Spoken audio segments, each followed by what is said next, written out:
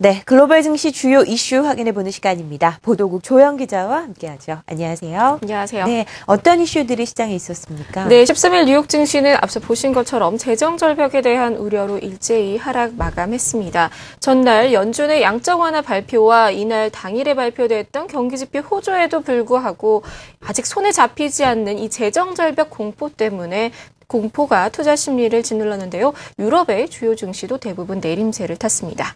미 재정절벽 협상은 아직도 큰 진전을 보이지 않고 있습니다. 이날 기자회견을 가졌던 존 베이너 하원 의장은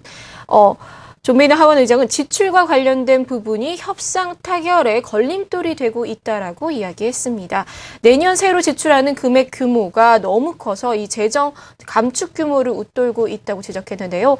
한편 세금 인상에 대해서는 여전히 반대 입장을 굽히지 않으며 세금 인상 문제가 협상 타결을 막는 요인인지에 대해서는 언급하지 않았다고 합니다. 오바마 대통령이 더 진지하게 이 협상에 임해야 한다라고 이야기를 했는데 오바마 대통령과 베이너 의장은 현재 시간 오후 5시, 그러니까 우리 시간으로는 30분 뒤인 7시경에 회동을 가질 예정입니다.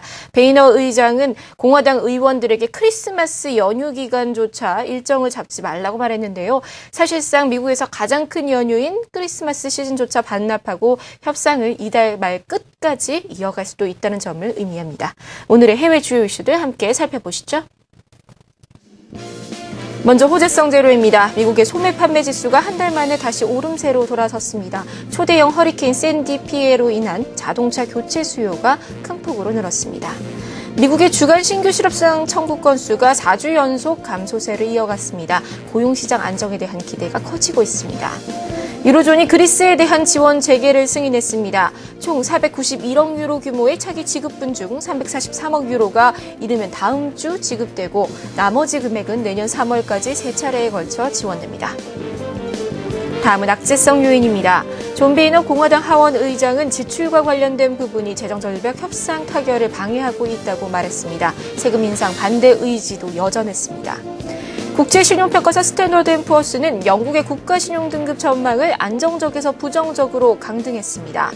S&P는 또 유로존 경제의 불확실성이 내년에도 지속될 것으로 전망했습니다.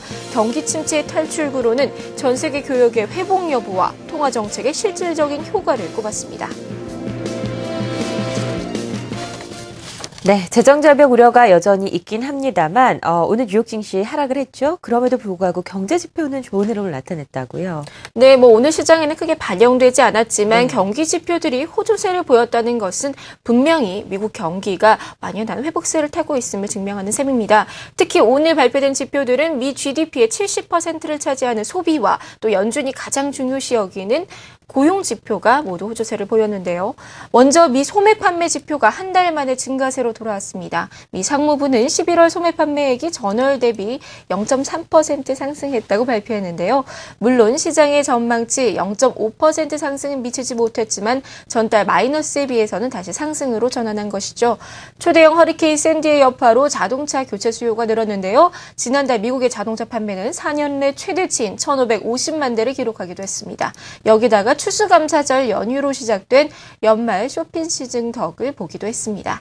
주간 신규 실업상 청구 건수도 2달 만에 최저 수준으로 떨어졌는데요. 노동부는 지난주 신규 실업자가 34만 3천 명을 기록하며 4주째 감소세를 나타냈다고 밝혔습니다. 시장의 예상보다도 더 큰 폭의 감소를 보였습니다.